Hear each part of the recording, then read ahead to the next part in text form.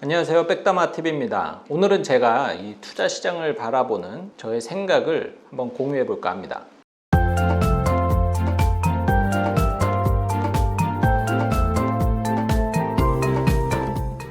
오늘의 주제는 악재는 뭐다? 할인이다.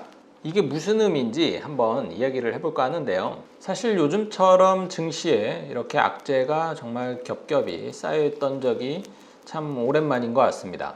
계속적으로 이제 주가가 오르면서 사실 좀 불안 요인은 계속 있었죠. 유동성 축소에 대한 두려움도 살짝 있었고, 근데 어쨌든 지금은 중국의 헝다그룹으로 인해서 공포 심리가 불을 지핀 듯 싶고, 중국에서 이 전력난으로 인한 공급 부족 이슈가 이 인플레이션 압력을 계속 가중화하는 그런 상황에 놓인 것 같습니다.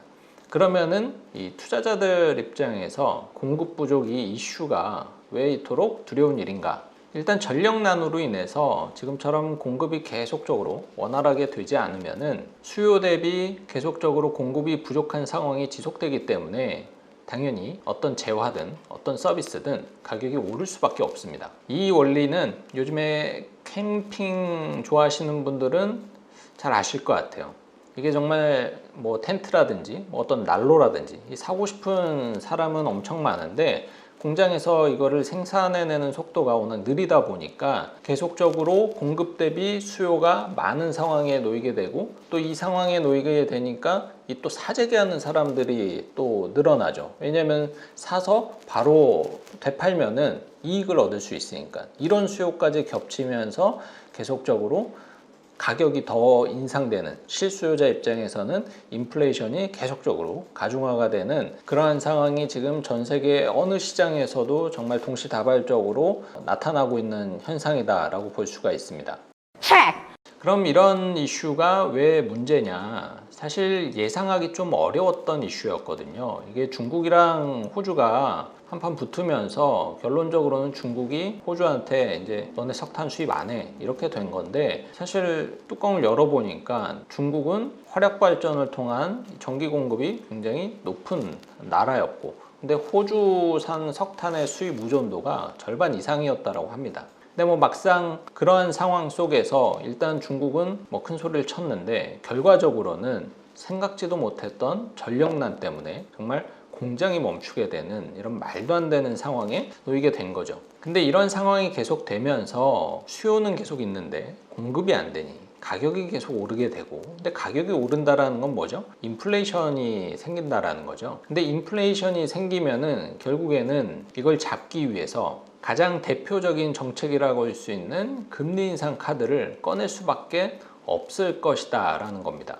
물론 계속적으로 미국 연준에서는 금리 인상을 할 것이다 라고 얘기를 했었지만, 그 시기가 2023년 정도로 예상을 했는데, 이 이슈 때문에 생각지도 않게 이 금리 인상 카드, 그러니까 유동성 축소에 대한 그 두려움이 생각보다 훨씬 더 빨리 직면하게 되어버린 거죠. 이런 상황은 사실 주식하는 투자자들 입장에서는 가급적이면 조금 피하고 싶은 이슈, 그리고 오더라도 좀 천천히 좀 준비를 하면서 맞이하고 싶었던 그런 악재 중 하나였는데, 금리 인상이 미국에서 단행이 된 건 아니지만 이러한 상황이 계속돼서 결국 물가가 계속 오르게 되면은 이 인플레이션을 잡기 위해서라도 미국도 어쩔 수 없이 얘기한 것보다 빨리 금리 인상 카드를 꺼낼 수밖에 없을 것이다 라는 두려움 때문에 현재 전 세계 증시가 좀 요동치고 있는 그런 상황입니다.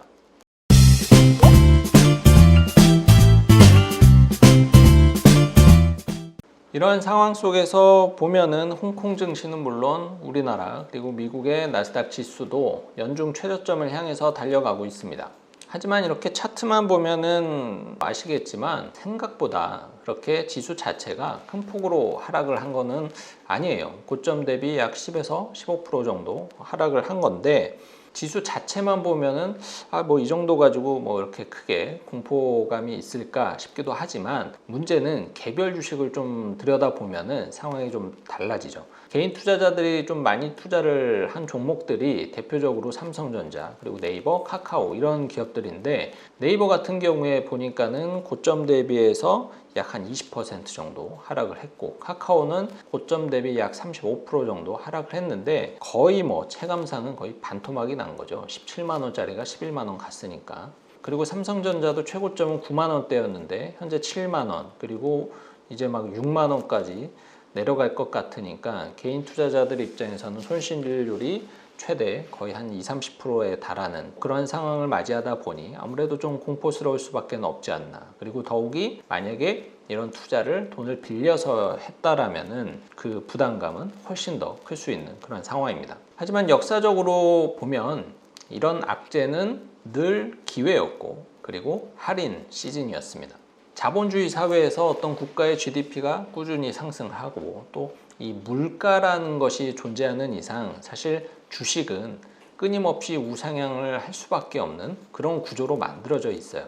하지만 이 단순한 진리를 믿고 그냥 버티는 게 생각처럼 쉽지는 않습니다. 왜냐하면 내 돈이 하루아침에 몇 천만 원이 막 왔다 갔다 하면은 그거를 이성적으로 버틸 수 있는 사람들은 생각보다 많지 않죠. 왜냐면은 여러분들도 요즘에 느끼시겠지만 온통 뉴스에 좋은 소식이라고는 단 하나도 없죠. 내일이라도 당장 세상이 망할 것 같으니까 이걸 자신감 있게 버티거나 아니면은 추가 매수를 하는 게 쉬운 일이 아니에요.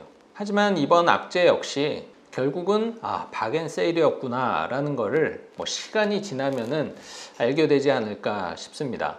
이 온갖 부정적인 뉴스 속에서 내 펀드, 주식, ETF를 버리지 않고 존버할 수 있을까요?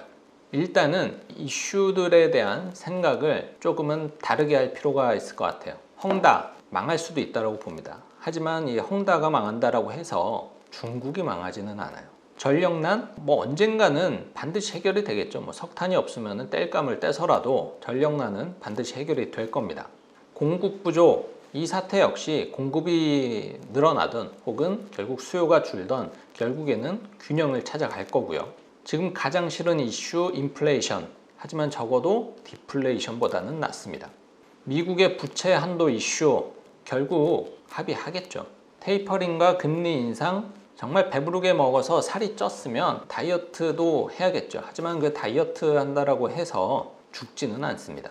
물론 이런 악재들이 이런 생각으로 긍정적으로 잘 넘어간다라고 하더라도 누구도 예상치 못한 이슈가 또 터지면 주식시장은 2020년 봄처럼 폭탄을 맞을 수도 있습니다.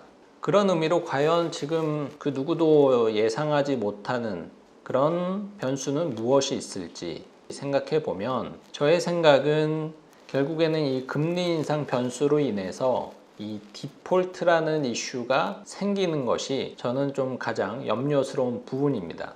특히 지금 이렇게 사실 헝다그룹 하면은 일반적으로 알고 있는 기업은 아니잖아요. 근데 이런 중국의 기업 하나가 휘청여도 전 세계 증시가 이렇게 공포로 얼어붙는데, 만약에 미국의 뭐 흔히 알고 있는 기업이 이런 헝다 이슈처럼 어떤 디폴트에 놓이게 된다, 혹은 신흥국가 중에 어느 한 국가라도 과거의 그리스처럼 이런 모라토리움이라든지 이런 부채에 대한 압박으로 인해서 어떤 큰 이슈가 생긴다라면은 그때는 정말로 상상하기도 힘든 그러한 증시의 지옥을 맛보지 않을까, 그런 걱정도 좀 되기는 합니다. 그렇기 때문에 이 투자를 하면서 이 절대적으로 지양해야 될 자세가 있어요. 바로 예측을 통해서 올인하지 마셔라. 예측이라는 것은 사실 틀릴 수 있기 때문에 예측인 것이고, 예측을 확신으로 착각하는 순간 이 소중한 자산이 녹아버리게 되는 정말 마법과 같은 일을 경험할 수도 있다는 겁니다.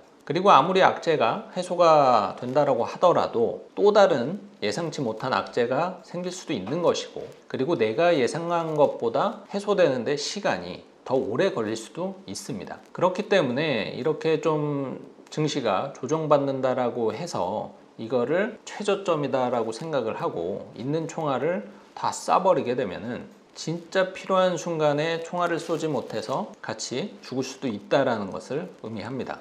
그래서 오늘 저의 이 투자에 대한 생각을 정리하면은 이 상황에 대해서 쫄 필요는 없다. 하지만 욕심을 부리는 것도 안 된다라는 게 오늘 저의 생각입니다. 네, 오늘 저의 이 투자에 대한 생각을 이렇게 정리를 해봤습니다. 사실 지금 같은 상황에는 개인적인 바람은 시원하게 뭐 한 2천까지 쭉 빠져줬으면 하는 바람도 살짝 있지만 현실적으로 쉽지 않은 일이기도 하기 때문에, 그리고 2,900선을 마지막으로 또 과거처럼 스프링처럼 튀어 올라갈 수도 있는 게 증시거든요. 그렇기 때문에 예측을 통해서 뭔가 대응을 하는 것은 늘 어려운 일인 것 같습니다. 그래서 개인적으로는 이러한 타이밍이 올 때마다 그저 제가 활용할 수 있는 가용 현금 자산 안에서 일부를 분할 매수하는 방법이 최선이지 않나, 늘 그런 생각을 갖고 투자를 임하고 있는데, 여러분들도 너무 욕심부리지 마시고 좀 적절히 대응을 하시면서 소중한 자산을 지키면서 효율적으로 굴리시기 바랍니다. 오늘 내용 도움 되셨으면 좋아요와 구독 눌러주세요.